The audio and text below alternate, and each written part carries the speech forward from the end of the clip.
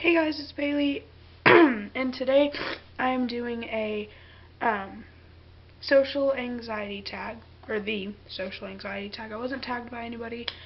Um, it's like seriously 2:21 in the morning. I can't sleep, so I'm gonna make a video. So yeah, I'm using an actual camera right now. I might be able to upload this. I don't know. Obviously, if you're watching it, it's uploaded. But yeah, so I'm going to be using my phone for the questions, and I guess we can just get started. And there's only 6 questions, so this might not take that long. Question 1 is, when did you know you had social anxiety? I've kind of always known, sort of.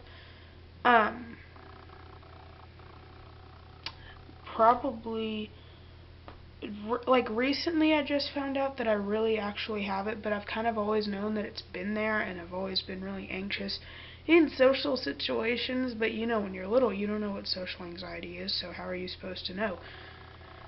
But I think I've always had it, and I've kind of always known it wasn't just being uncomfortable in social situations. So I guess always, but just recently I found out that I actually had it. Question 2 is, what are situations that trigger your social anxiety? Big groups, loud groups. If I'm like already stressed out like by the tiniest little thing, I get really frustrated, and then if it like happens like I'm in a big group and then I get the anxiety, if I go somewhere where it's smaller, I still have it really bad, like a smaller group. I still have it really bad. But mainly what triggers it is big groups. Question 3 is, what does it feel like to have social anxiety?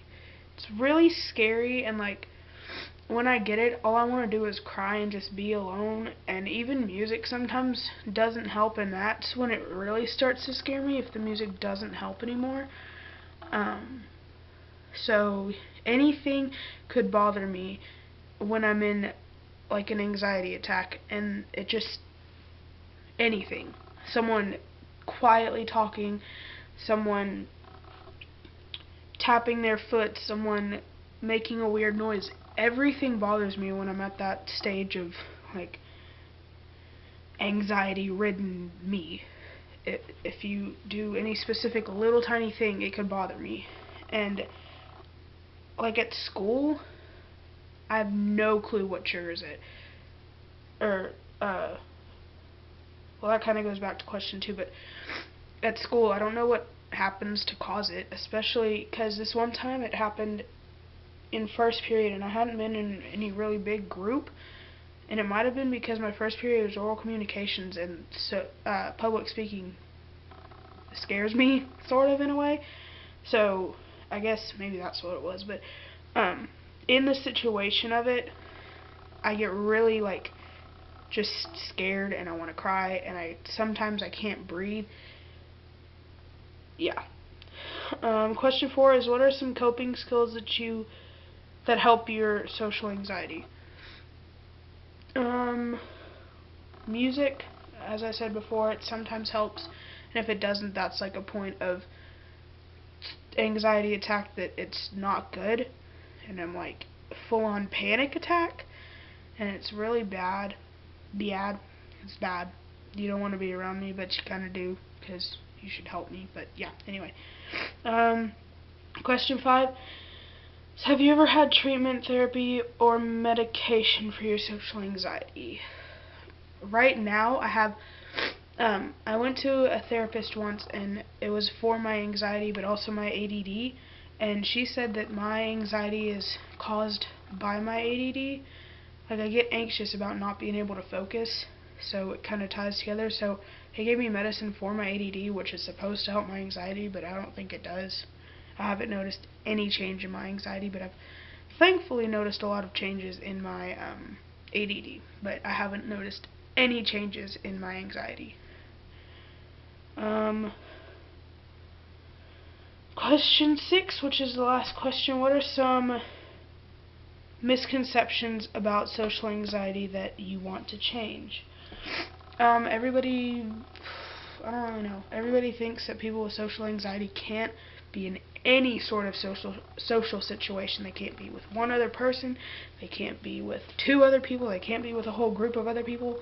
There are certain, for me, like, I can be in a big group of people, but it occasionally gets to the point where I can't be in it anymore. If it gets too loud, or if I get, like, if it gets crowded, I just, like, start to not like it and I need to leave. Or if I don't know somebody, like one person, not knowing one person would get me upset with the whole social anxiety thing. And it's just really weird.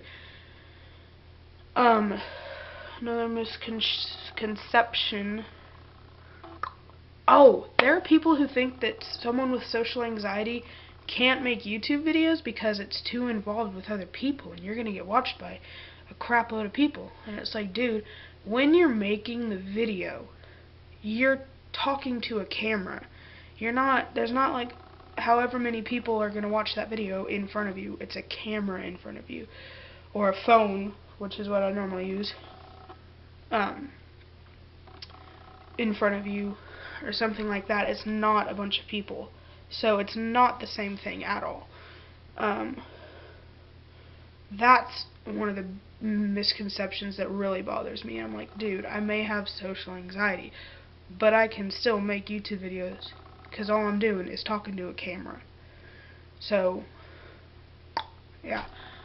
I can't really think of any other misconceptions of it. I will probably think of some more and then be like, crap, I should have said that in my video. But, yeah, I might make another video about my anxiety story, stuff like that. So I hope you enjoyed this video. Comment, what's something you should comment? Comment if you have social anxiety, and if you do, what is something that triggers your anxiety? So yeah, that was my video. I hope you enjoyed. I love you very much. I hope you have an awesome day, night, week, month, year, and everything in between. Stay strong, and I love you. Bye.